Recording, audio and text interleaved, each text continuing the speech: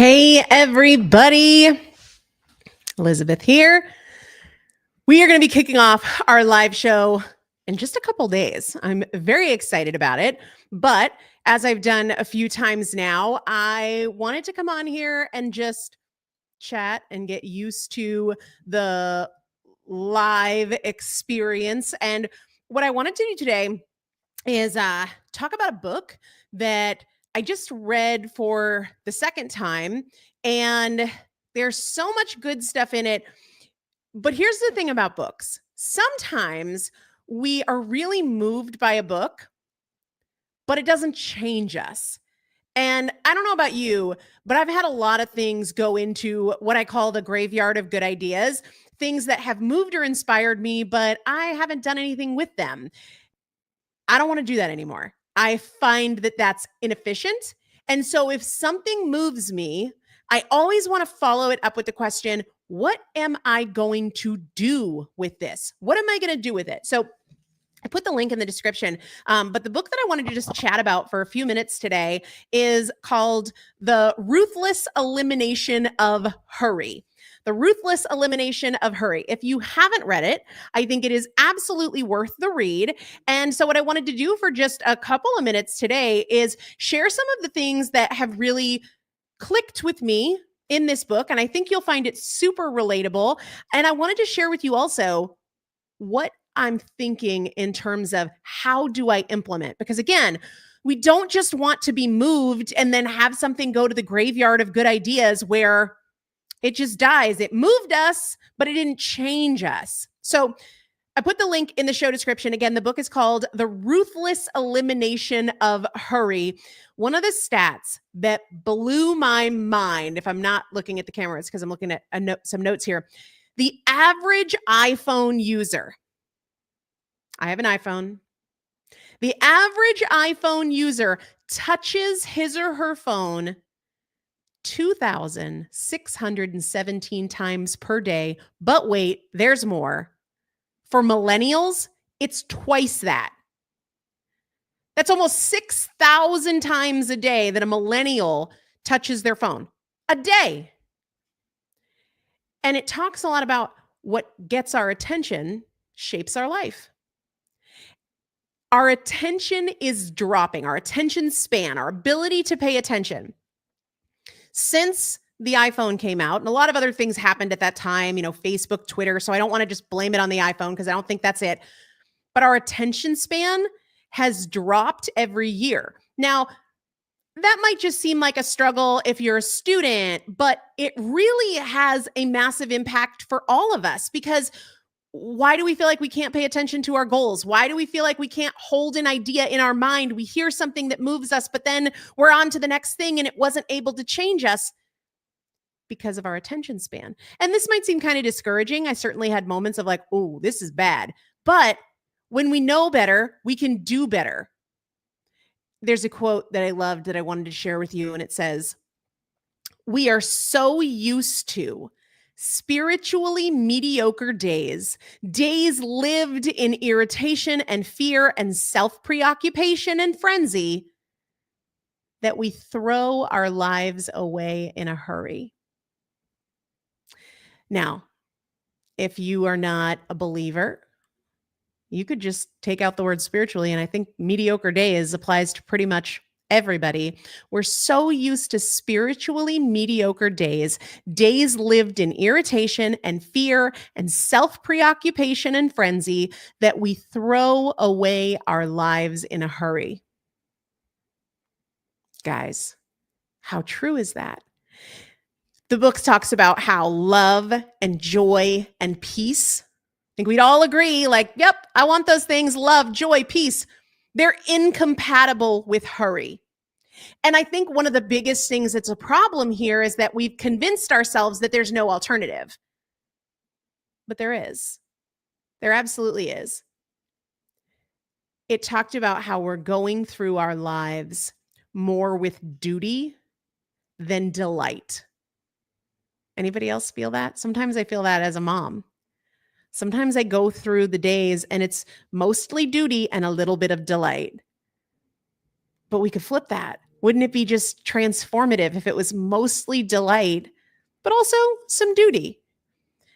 And a lot of that has to do with what we give our attention to. Are we giving our attention to the 24-hour news cycle? Are we giving our attention to celebrity gossip? Are we giving our attention to the latest series we're binging on Netflix? Or are we giving our attention to something else? High 1973, she says the mundane takes priority, unfortunately, but it doesn't have to. And I think that that's kind of the point that I'm trying to make here, is that sometimes there's just this unnecessary resignation, like that's the way it is. Nope. If we recognize it, we can change it. In fact, after I read the part in the book about going through our lives more with duty than delight, I said to my husband, hey, I can see this in our marriage. That there's more duty than there is delight. And I want to change that. And so I started saying, okay, we're not going to have a date night tonight. We're not going to, go back to life pre-kids when we could do whatever we wanted when we could do it. But what are ways that I can incorporate delight into my marriage, delighting in his company, delighting in something we can do together? There's always those opportunities. But I think what happens is we say, yeah, but I'm busy. Yeah, but I work a lot. Hey, we get to change this. One of the worst things we can do is generalize and say, yeah, unfortunately, that's the way it is. Yeah, but we get an option. We get a choice every day. Not only one choice, infinite numbers of choices every single day.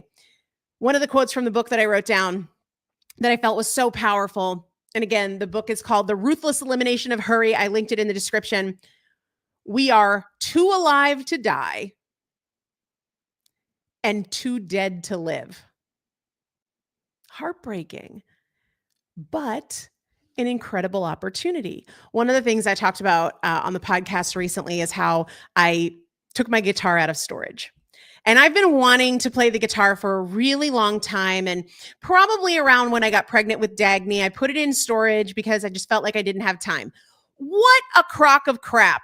You better believe I've always had time. Always. I've always had time to play the guitar. I just haven't made the guitar. And the waking up moment for me was when I was talking to my husband about how our 3-year-old is going to start jujitsu in the spring when he turns 4. So I never said, oh, we don't have time for that. Didn't even cross my mind that we don't have time for that. We're just going to do what we need to do to get him there and sit through his class and get him home. So if I have time to add an activity for my 3-year-old who will not remember this, I have time to do something that brings joy to my life. And I believe too many people have convinced themselves that they are victims of circumstances they created. Yes, we all have responsibilities. I'm not walking away from my job, and you're probably not either. I don't have the luxury of having somebody else to wipe my kids' butts. And so that is part of my responsibility day in, day out. What takes a lot of my time are my children, that are a tremendous gift. And there are other things that take a lot of my time that might be more or less gifts than that. And I still have the choice of what gets my attention. The choice of operating out of duty or seeking and practicing operating in delight. It says that people are just too busy to live emotionally healthy and spiritually rich and vibrant lives.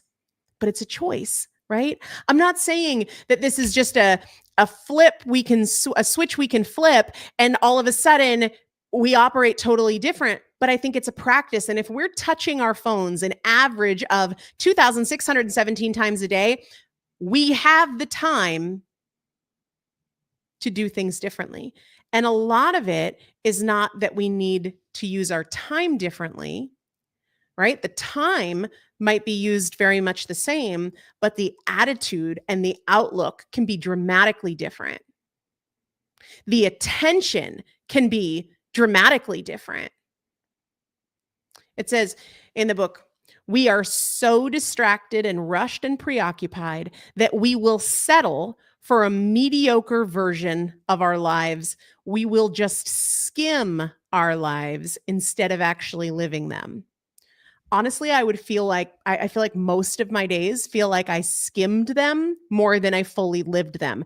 And so I take this to the question, what can I do to be a little bit more deeply and fully and joyfully engaged in my days today?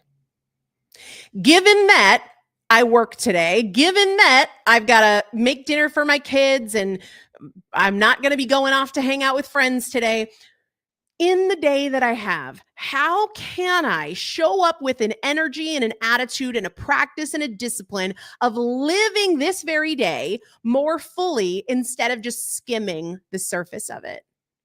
How can I do that? This is the last line that I'll share for it, and then I'm going to hop off and go take care of my kiddos. It says, hurry is not just a disordered schedule. Hurry is a disordered heart. And I really think it's more of a disordered heart than it is a disordered schedule, because you can have a jam-packed schedule and not have a hurried existence, because so much of it is the heart that you bring into it. So the way that I question this to turn it into a practice is, what can I do to align my heart today? What can I do to align my heart to my true values and priorities? Sometimes I get irritated that my husband doesn't pick up his stuff in the yard. But that is not reflective of my heart being aligned to what matters most to me. Similarly, sometimes I can get in this like, screw it, it doesn't matter, I'll do it tomorrow kind of mentality. But that too doesn't reflect a heart that is truly aligned with my priorities. So, like I said, I wanted to pop on here. I wanted to talk about the book. I linked it in the description. It's called The Ruthless Elimination of Hurry. Highly recommend it. It is a fantastic and pretty easy read. The key being, I don't want you to just read it and like, oh, that was interesting.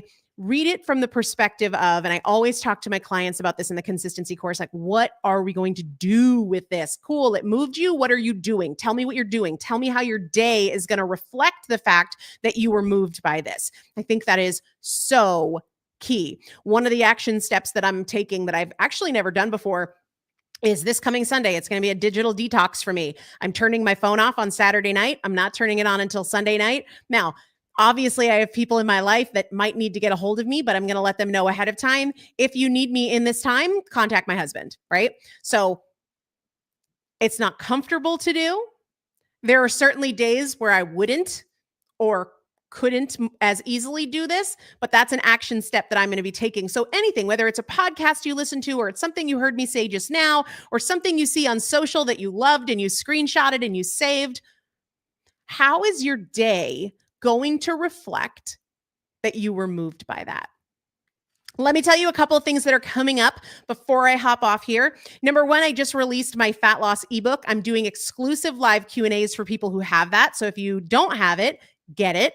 I was going to say there might be a consistent code you can scan here for that, but there's not. The QR code on the top up there is for the consistency course. The QR code down here is for some of my favorite things. I need to update that with this book because there's a book list of some of my favorite books that I've really enjoyed recently. So yeah, but April 1st, I'm starting a specific carbohydrate strategies mini series here on YouTube, not on the podcast. So that'll be April 1st. The live show will be kicking off here in the next couple of days. I'm going to be out of town next week, so I'm hoping to get it done before I'm out of town, have that first live show happen, and that'll be so much fun here in the next few days. So if you haven't turned on notifications on YouTube, please do subscribe, turn on notifications so that you don't miss that. And I think that's all that we have coming up for now. Again, the QR code in the top will help you learn more about the consistency course. The QR code on the bottom is just a collection of some of my favorite things because I get a lot of questions about that. And definitely check out the book and let me know what you think of it. I'm going to hop off here and go have some lunch, hang out with my kids. What are you going to do today with something that moved or inspired you? Talk to you soon.